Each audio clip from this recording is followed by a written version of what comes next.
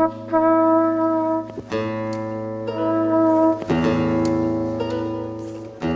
a director, a choreographer, a designer, an artist, and a sculptor.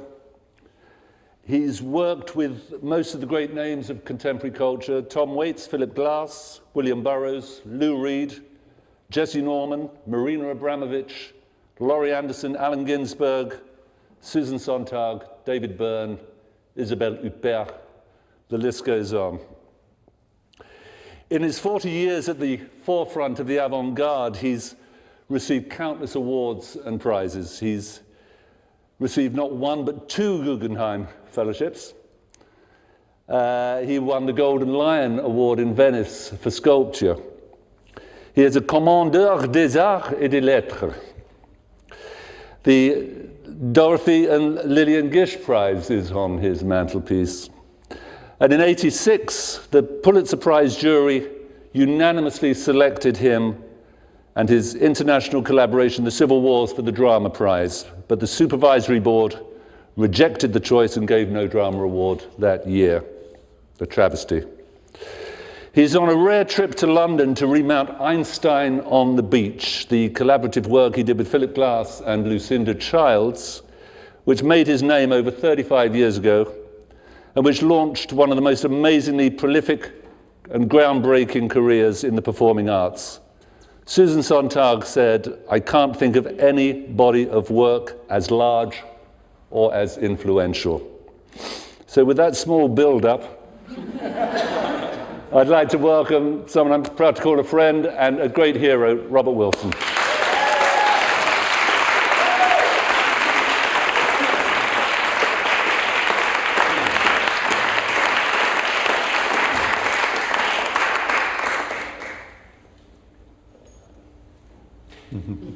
That's a Robert Wilson moment. The first thing I ever did for Bob was in the Black Rider, so that's a welcome. Bob, as you may or may not know, April the 18th was Robert Wilson Day in Texas, as decreed by the state legislature. Oh. What did you do? I don't know if I knew about it. You know now. T.S. Eliot in East Coker, the Four Quartet, says, "In my beginning is my end." And so I'd like to welcome you to London, to A Mighty Big If, and to start with what in a way is your beginning and your most up-to-date work, Einstein on the Beach, which I was thrilled to see the premiere of last night, or UK premiere last night. How was it for you? Well, it was a bumpy ride. It's very curious. There was a child about 7 years old sitting in front of me. And he sat the whole time for 5 hours.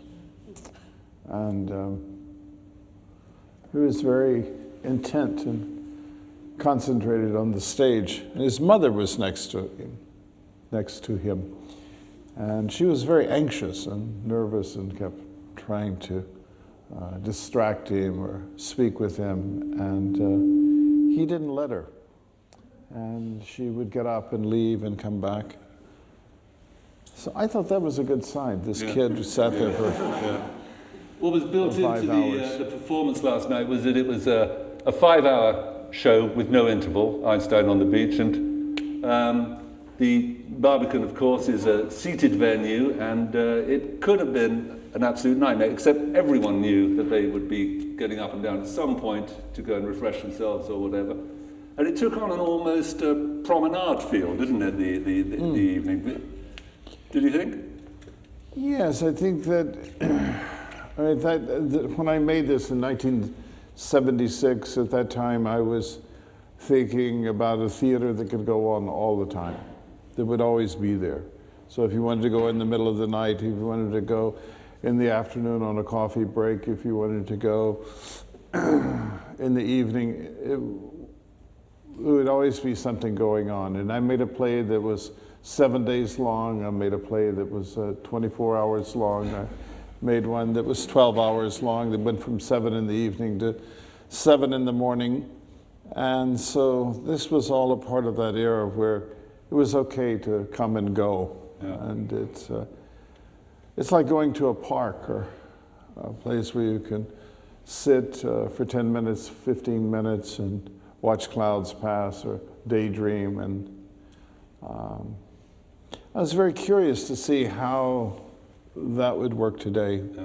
Did you change much? Obviously, because last night was the first time you've ever seen it in this country live, and yet I think so many of us feel that you say Einstein on the beach, and we immediately get a visual image either of the grid or Lucinda Childs dancing or the train or something.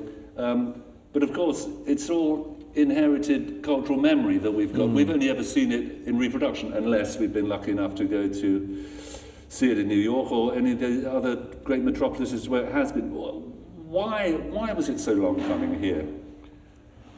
Well, I think theater for here, I probably shouldn't say it, but is still very traditional.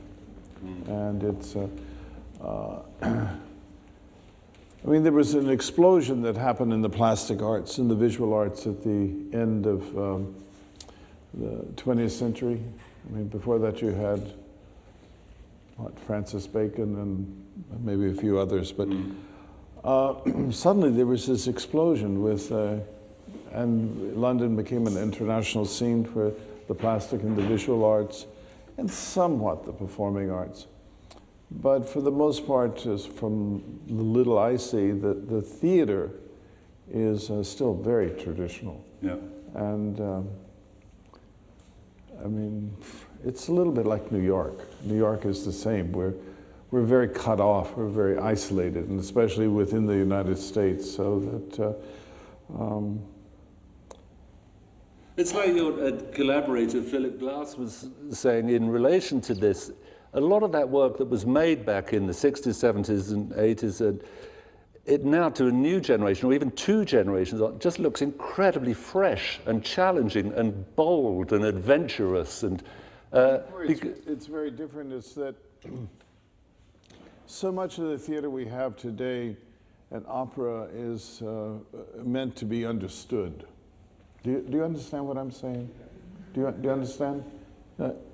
Can you understand what I'm saying? Do you understand what I'm saying? Can you understand what I'm saying? Do you understand? And after a while, you don't understand anything. But it's okay to get lost, you know? Yeah. It's like a good novel. You read this thing and you can get lost. You can read Hamlet. You can get lost reading. You can read it one way one night and read it another way the next night. So this piece is totally abstract. And what is very curious to me is that we now accept abstraction in dance. You see two guys dancing on the stage, and you don't think necessarily it's a homosexual act, or you see a man and a woman dancing and you don't think it's necessarily a love duet. You can accept it as for your experience of time-space construction, theme and variation. And it's the same with painting now. We can look at a painting, we can see a Jackson Pollock, or we can see whatever. And our experience of looking at the painting is what it's about. It's a way of thinking. And it doesn't have to mean something or tell us a story. But as soon as we get to opera and if we get to theater, people get very confused. And abstraction almost does not exist in theater and opera. And this is narrative. This is a totally abstract work. And it's nothing new. I mean, it has a classical structure. It's Act 1 with themes A and B. Act 2, themes C and A. Act 3, B and C. And Act 4, A, B, and C together. So it's all the possible combinations of A, B, and C. That's a formal classical structure. That's nothing new. It's theme and variation. It just doesn't follow a narrative. And that the visual book, which I did, is the book of the opera. It was done first. Later music came. Later recitative spoken text came. And what we hear is the numerical count of the music. 1, 2, 1, 2, 2, 1, 2, 1, 1, 2, 3, 4, 1, 2, 3, 4, are the solfege, do, re, mi, do, so, do, fa. So we hear the structure of the music, and we see these architecturally arranged theme and variation images. So we very much, always think that the visual book, especially here in this country and in my country, the United States, is to be a decoration for music, a decoration for a text or story. This is not decoration. This is the book. This is the story. Yeah. So in that way, maybe it's quite new, but it's very curious. I was some years ago, 20-something years ago in Tokyo, and I saw a Japanese no play. And I was with my friend Suzushi Haniagi. And it was a play where a man and woman fell in love, and the man left the woman, and she waited 30 years, and she killed herself, and as she was dying, the man returned. 14th century. And I asked Suzushi, I said, what do these movements mean? What are they? She said, oh, they're totally abstract. They have nothing to do with the narrative. They have nothing to do with the music, because they're pure. It's movement on their own. And if they were to be illustrating something, they would be less, quote, pure. Yeah. For the Japanese, there's no problem to think that way. But for us... It's a Western problem. It's a Western problem. Baudelaire famously said, genius is no more than childhood recaptured at will, childhood equipped now with man's physical needs to express itself and with the analytical mind that enables it to bring order into the sum of experience involuntarily amassed.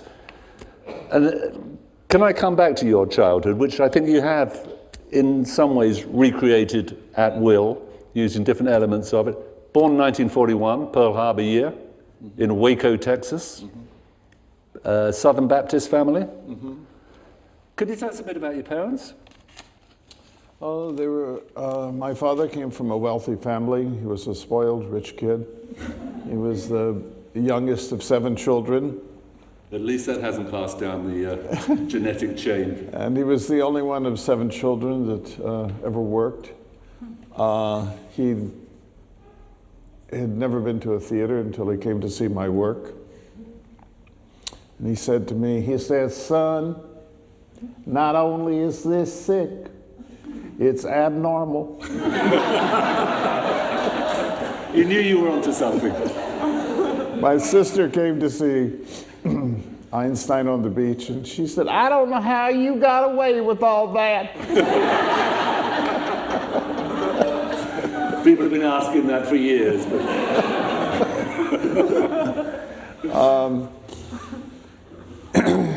My mother was the eldest of 7 children. She came from a very poor background. She grew up in an orphanage.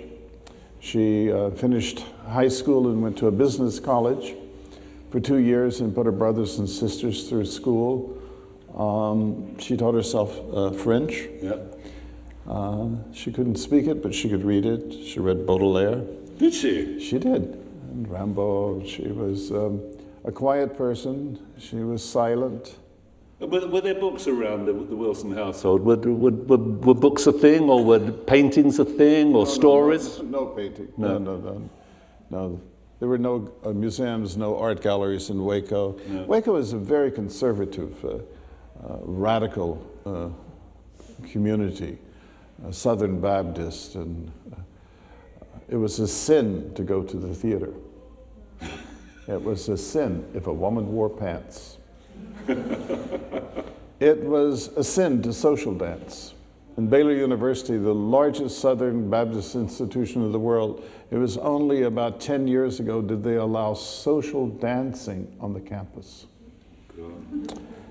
It was a disgrace that Abraham Lincoln, the President of the United States, had died in a theater, a house of ill repute. On Friday afternoon at 2 o'clock in the afternoon in junior high school, if you had seen someone sinning, a woman wearing pants, someone social dancing, someone going to the theater, you could take their name and you could write it on a piece of paper put it in a box, and everyone in school would pray for those names in the box. I saw you sitting, and I'm going to put your name in the prayer box. Was your name ever in there? I'm sure. As a child, you had a chronic stutter, didn't you? I did. And that was up to teenage? Until I was about 17, yeah. And what was do you know why? And more importantly, and more interestingly, how was it cured? How was it addressed? It was, well, my parents had taken me to Chicago and St. Louis and all over the United States to try to help cure this problem. I had I can still get back into it, stuttering. And nothing had worked. And I met a woman who taught ballet locally in Waco, Texas. And she said to me, take more time. Slow down your speech. And then she spoke. She said, slow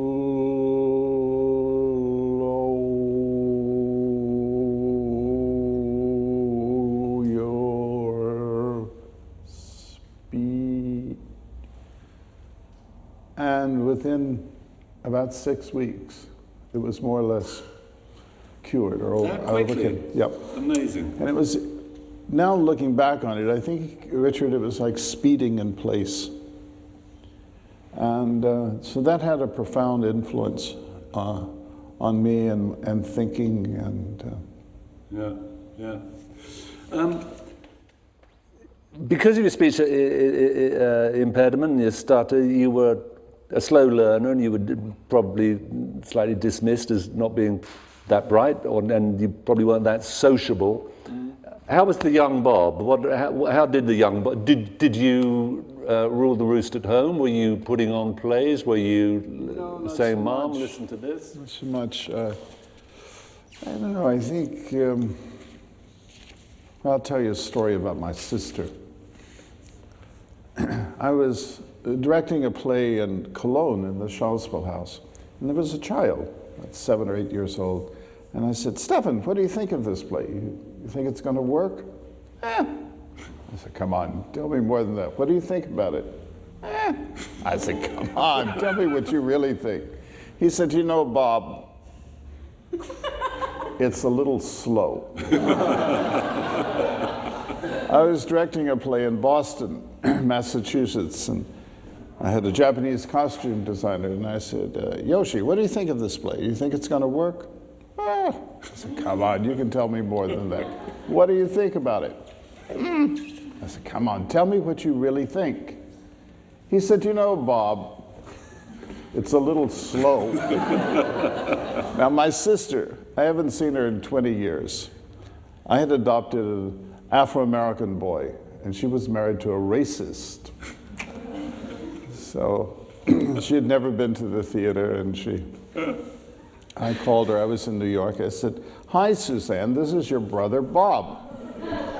And I'm directing a play in New York, and I thought to invite you. I'll send you a ticket, and you could fly to New York and see my play. Oh, that'd be real nice. I'd love to go to New York and see your play. So I said, okay. So I sent her a ticket. And I said, you see a Sunday afternoon performance. I'll meet you at the airport, and we'll have lunch, and you see the performance. I'll take you back to the airport. I'm going to Europe, and you can go back to Texas. Well, thank you. That'd be real nice. So I met her at the airport, and I took her to see my play. And afterwards, I said, tell me, Suzanne, what did you think about it? She said, oh, it was real nice. I had a good time. Said, I liked the lights, and everything was just wonderful. I said, tell me something, Suzanne. If you didn't know that your brother had written and directed and designed this play, would you know it's my work? Sure. I said, how would you know? Because it's so slow. I hadn't seen her for 25 years. Maybe to answer your question, what was I like as a child? Your work is often routinely and rather lazily described as the dramatic version of a visual stutter, isn't it? It's a term that's often sort of stuck onto your work because there is repetition in there. There is things that are pulled out almost to breaking point. They are, I don't want to use the S word, Bob, but slow. But you've got a thing about this, haven't you? You tell us about theatrical time. Well, first of all, without... what interests me about theater is the plasticity of time, that you can stretch it, you can compress it, and it's a time-space construction. So you can make a decision, do you want something longer in the beginning, or in the middle, or at the end, or when do you break it, or... so time is a construction of space within space. Time for me is something very personal, is a line that goes to the center of the earth and goes to the heavens. And space is a horizontal line. And it's this cross of time and space that's the basic architecture to everything. It's how you stand on a stage. It's that drip of milk in the Vermeer painting. It's that black stripe in the Barnett Newman painting. It's how you play Mozart on a piano. Your finger goes down on a key and up and out on a string, and you can touch the key like that or any way you want. It's this tension between the vertical and the horizontal that makes the difference. So it's also that for me. Yeah, yeah. Things really slow when they're wrong, is what you said when we were.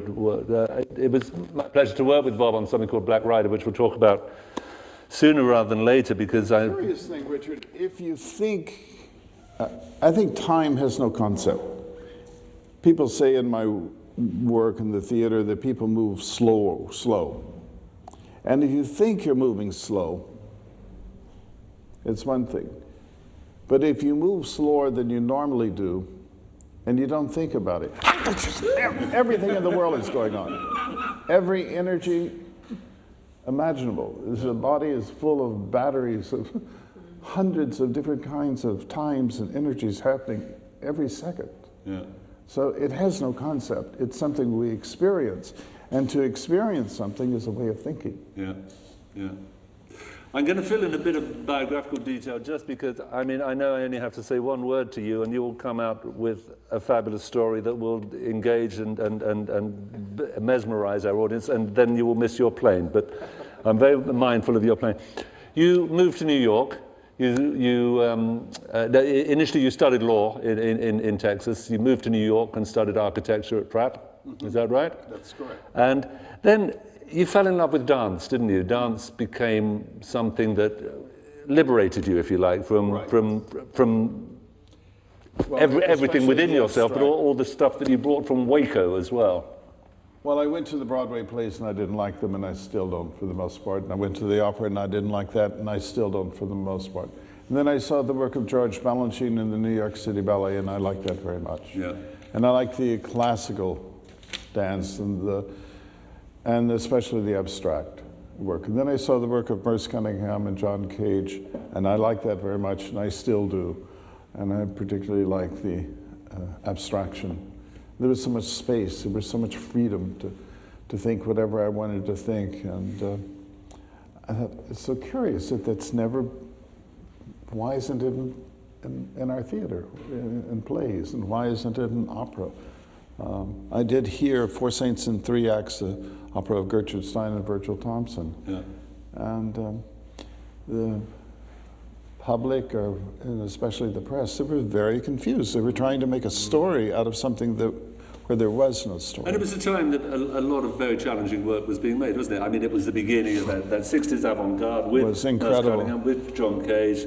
Warhol was rampant, and so on. And you started making work, and one of the early works that you did was at a hospital with 50 patients in iron lungs. You choreographed a movement piece, no? Yes, I did. I made, it was incredible, absolutely incredible. I walked in 1966, 67 to a hospital in the middle of the East River, a welfare hospital, and there were 50 people in tanks, just their heads sticking out, with a plug in the wall. That's unbelievable, these artificial respirators. I thought, wow, that's the future.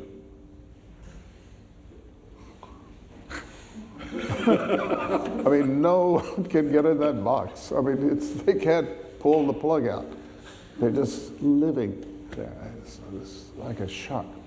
And I met Otis Redding. It's a good story. I went to hear Otis at Madison Square Gardens, and I went backstage. I was so emotional. I thought, wow, he was just the best. I said, oh, Otis, you're incredible. Wow, it's so beautiful, so moving, and I love you. And I told him I was working at Goldwater Memorial Hospital with people in iron lungs. I said, would you come and sing? He said, sure, why not? Did he really? And he did. He came December 5th. Wow, incredible. And what was the movement piece that you I made mobile constructions in the air and hung them. And we had strings attached to these mobiles in the mouths of the people in iron lungs. Yeah. Okay, moving on. Fantastic. So we're in the middle of the 60s, we're in the middle of the civil rights movement, and you're in New Jersey, as I understand it. And you can see a guy in a police uniform in a very Wilsonian gesture. He's got a stick in one hand and a child on the floor. That's right. What do you do? I grabbed the arm of the policeman and said, why do you hit this boy? He said, it's none of your business. I said, but it is. I'm a responsible citizen. Why are you hitting this child? I was an Afro-American boy, and so eventually I left with the policeman and the boy and walked to a police station and heard the sounds coming from him and recognized them as the sounds of a deaf person. And eventually, after spending some time in the police station, left the station with the boy and discovered he was living in a 2-room apartment with 13 people. And in the following months, learned that he was going to be institutionalized. It was thought he couldn't learn. And he had grown up in Alabama and Louisiana and rural communities with people who didn't understand that his problem was one of being deaf. And he had no legal guardian. So in order to prevent him from being institutionalized in 1967, as a single man, I went to court to adopt him. I had a 27-year-old lawyer, and I was 27 going on 28. And I said, the lawyer, you think I'll get this kid? He said, no way. I said, let's see. The judge said, Mr. Wilson, what makes you think this child's intelligent? I said, Your Honor, Judge, he has a sense of humor, and that's a sign of intelligence. Well, that didn't work with a judge. Anyway, towards the end of the proceedings, I said, you know, Judge, if you don't give me the boy, it will cost the state of New Jersey a hell of a lot of money to lock him up. He said, you've got a good point. And they gave him to me. So this was Raymond Andrews. Yeah. Let's have a look at a little bit of your work, if we may. I mean, Bob, this is all so fascinating. I wish you had 4 hours instead of 40 minutes, but we're going to get there anyway. You made a piece of work called Deaf Man Glance. This was, what, 1971? Well, actually, I made it, showed it in 1969 and 70, and it was shown for the first time in its entirety in Paris. It was 7 hours long and silent. Yeah. And Raymond is in it. And Raymond was in it. We were supposed to perform for... He entered into Raymond's world. Oh my gosh.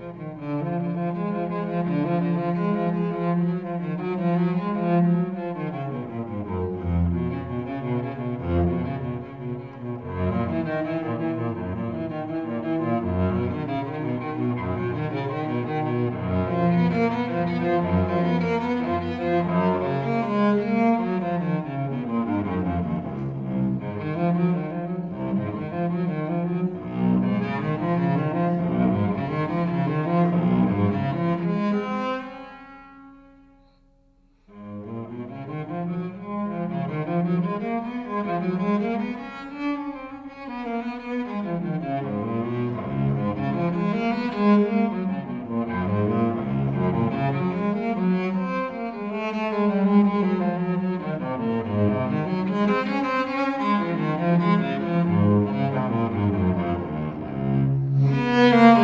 mean, how amazing that even back there we see so many aspects of your visual vernacular there.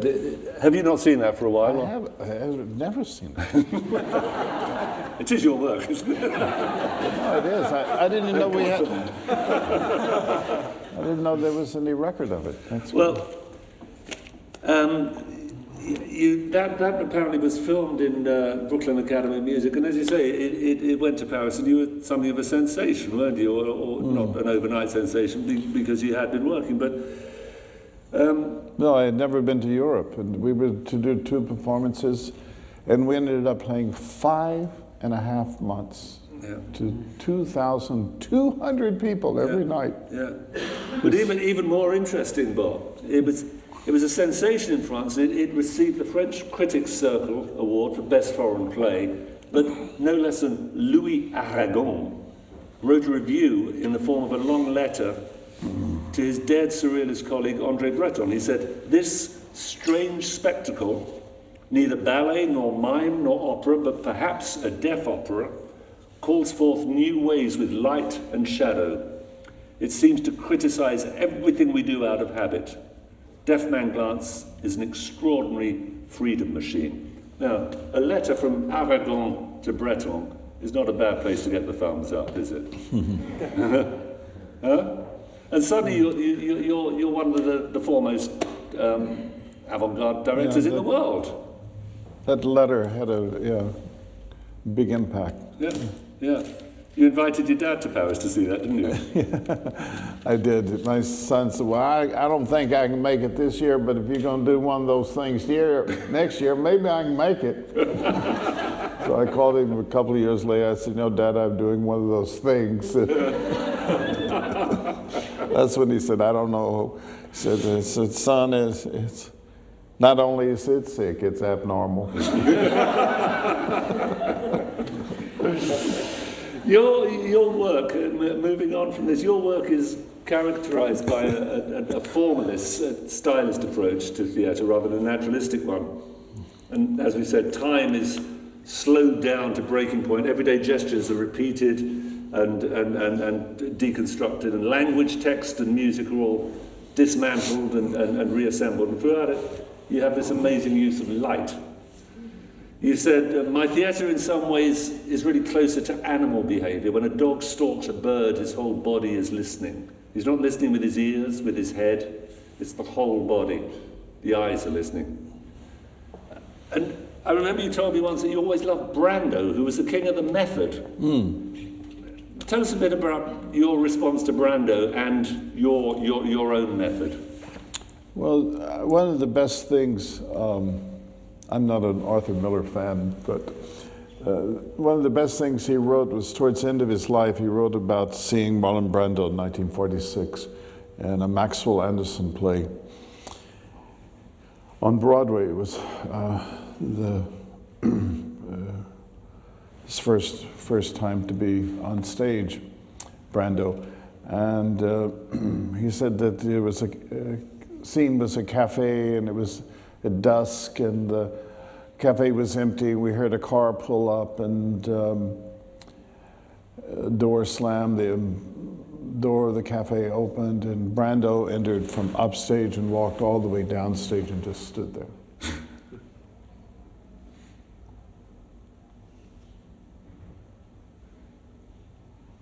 I said the theater was paralyzed. I didn't know what to do. You know, had a animal been let out of a cage, or had he forgotten his lines? And so he just stood there, you know, for 5 minutes. And finally Brando said, "Anyone here? I want a cup of coffee." But Brando had that, you know, watch how he picks up a glass or would pick up his hat.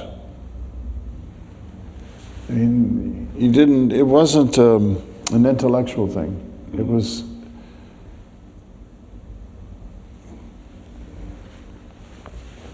a different way of experiencing space and time, and the way he structured it. And it wasn't, although it was method and everything, that I was always fascinated by the physical power, especially when he was young, that he had, and the intensity of the body. Anyway, it's very beautiful, this little piece that Arthur Miller. I'll tell you a good Arthur Miller story. I did Einstein on the Beach revival in '92 in New York at the Brooklyn Academy of Music. And we opened, and about a week later I went back to see it. I was standing in the back of the theater and I saw an empty seat. And I walked down the aisle and sat in the empty chair, and I looked over, and next to me was Arthur Miller. And he didn't know who I was, but I knew who he was. And after about 20 minutes, he turned to me and he said, "What do you think about this?" I said, "I don't know." I said, "What do you think about it?" And he looked at me and said, "You know, I don't get it." I said, "You know, I don't get it either." It's funny, you say looking up, when we were doing, we did Bob's Black Rider, which Tom Waits wrote the music for, we did in the Arminson Theatre in Los Angeles for 10 weeks or so. And it was a little bit like, before curtain went up, we would peep out, and it was a little bit always like having a glimpse into Madame Tussauds to see who was in the audience, and you say, "Is that Whoopi Goldberg? Is that Neil Young? Is that Sean Penn?" And it always was, you know. And but amongst all the clientele, there were always the subscribers, the people who give a lot of money to the theatre and go and see everything regardless of their taste. And I remember one chap sat through 2.5 hours of the Black Rider only so he could come up the orchestra pit during the interval and lean over and say, "Do you have to do this shit every night?" Bob, you say language is the barrier to imagination. No. You never said that? No. Oh, well then blame that on Tom Waits. All right, there goes a note. No, I think that language can be spoken, but language can also be visual. And words can limit our vision, but they can also inspire our vision. But André Malraux, who was the Minister of Culture in France, and when he was the Minister of Culture, said, "Western theater has been bound by literature." And I think he's right. Yeah. So we have to be careful that, you know, word is one thing, but the Lord gave us eyes as well as ears. So what we see can be as important as what we hear. You wrote a letter to Queen Victoria in 1974 and cast your grandmother in the title role. Did she accept you, Arthur? She did. She did. And you took it to Broadway. What happened? Well, I don't know if we have time for this. This is another good story. So my grandmother, she lived in Texas, and I was in Paris. We were going to open this play called A Letter for Queen Victoria. It was a play of nonsense. And I called my grandmother in Waco, Texas, and I said, "How are you doing?" "Pretty good." She was 90 years old. I said, "Grandmother, I have a play in Paris, and it's called A Letter for Queen Victoria. And I was thinking maybe you could come to Paris and play Queen Victoria." "Oh, that'd be real nice. I've never been to Europe. I'd love to go to Europe." So I said, "Okay." So I sent her a ticket, and I met her at the airport, and we were driving into Paris. And I said, "How are you doing, grandmother?" "Well, I'm doing pretty good. But you know, Bob, I have to take 9 pills a day to stay alive. I have to take 1 heart pill, 1 sugar diabetic pill, and without all those pills, I would just collapse." She said, "Bob," I said, "Yes." "Am I going to have to say anything in your play?" I said, "No, grandmother, I think you can say what you just said." So we gave her a Victorian dress, and she came on stage and said, "Bob," said, "these lights hurt my eyes. I'm going to have to wear my shades." I said, "Okay."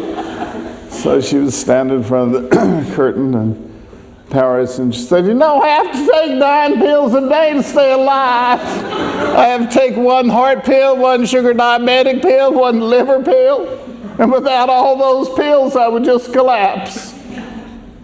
She was a big hit in Paris.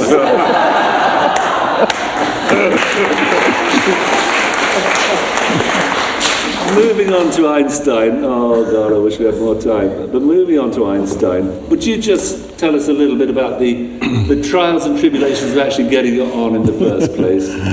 Well, last night, this is Einstein who plays the violin in front of the stage. He's like a witness. And this is a little rocket ship that's crossing this in the back of him. And last night we didn't have a rocket ship. It didn't work. But for those who were there last night, this is what we missed.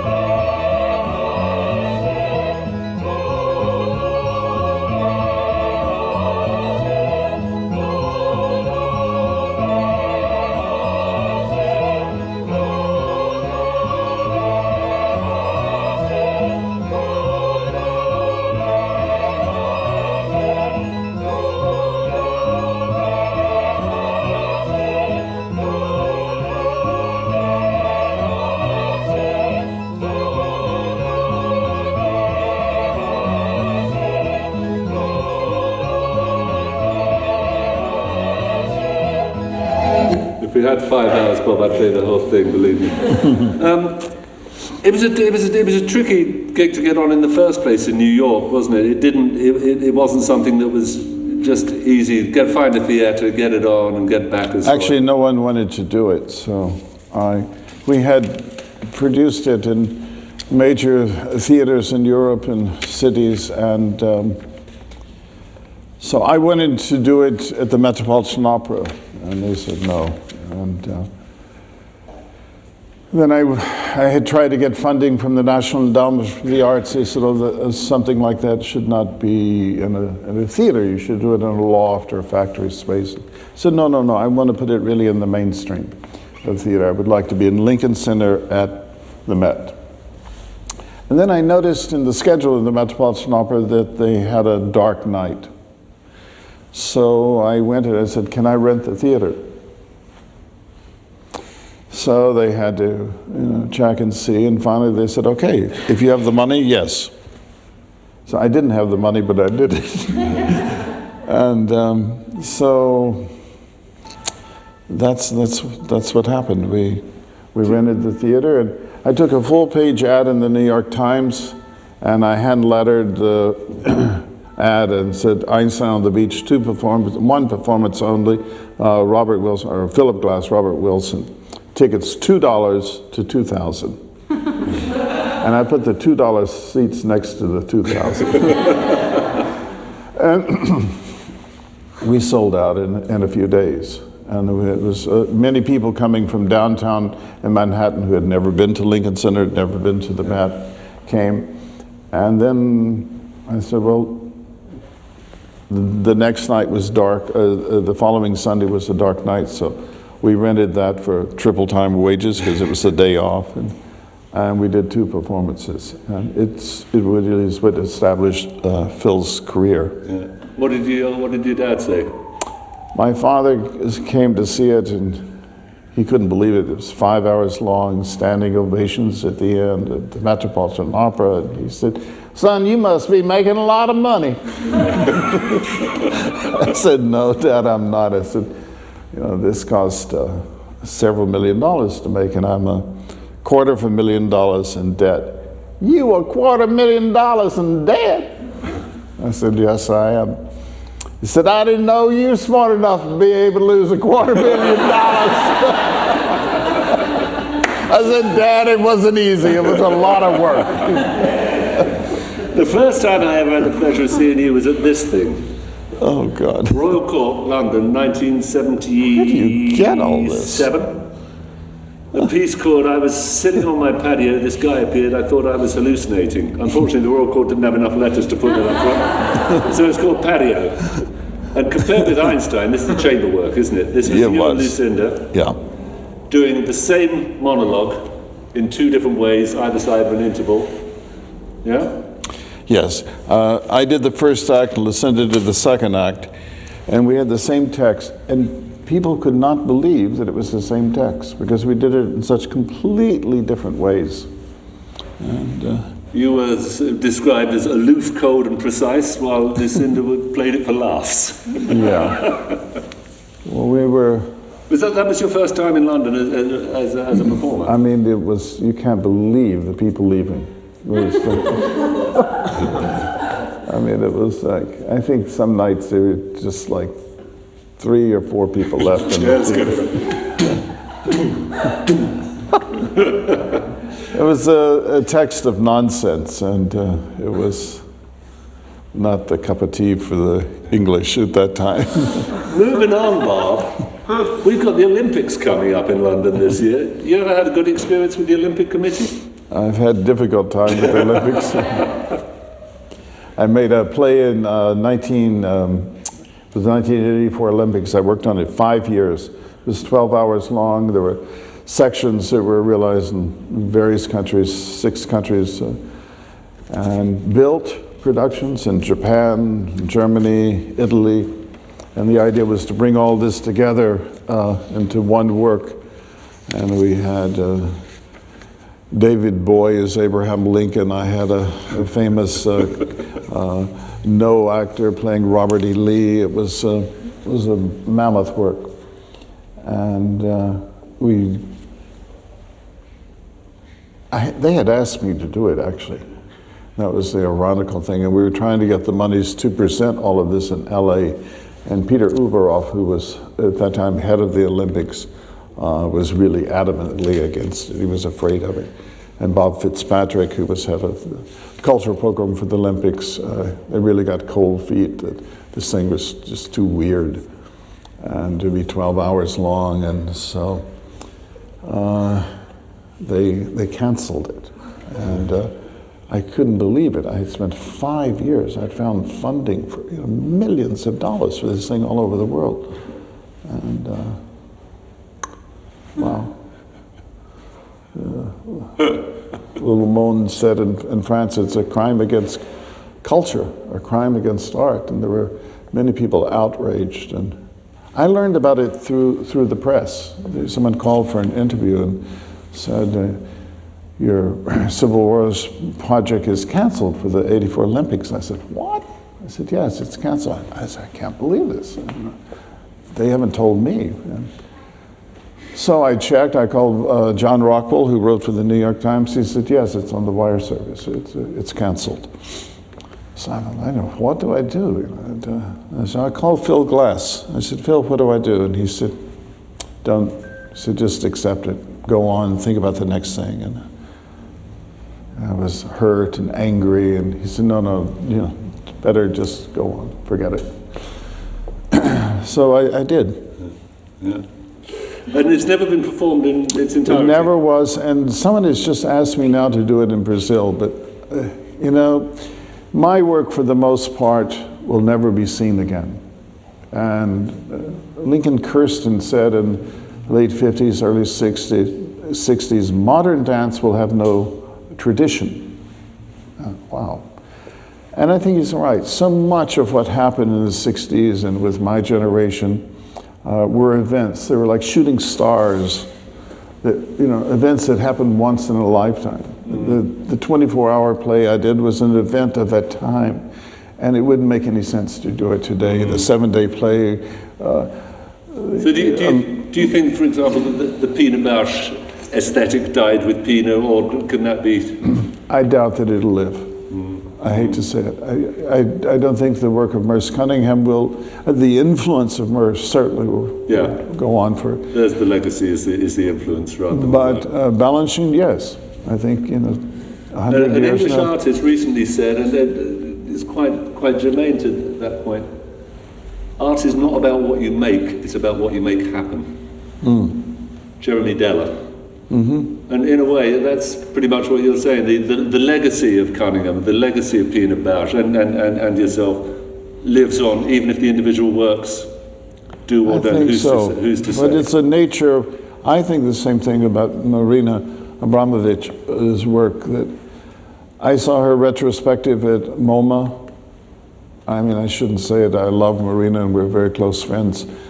I don't think it works to do it today. You know, as a performance artist, what she did in the 70s was very powerful at the time. Today, to go back and try to repeat it, doesn't have the same power.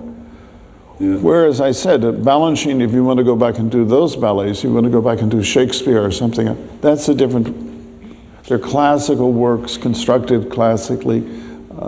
Petit Pas ballet, yes, we will do it 100 years, 200 years from now. Balanchine, because they're classical. The classics are what remain. Talk about a little bit about 3:30. What? Do you really turn into a pumpkin at 3:30? Can we have 5 minutes on Black Rider? This is William Burroughs.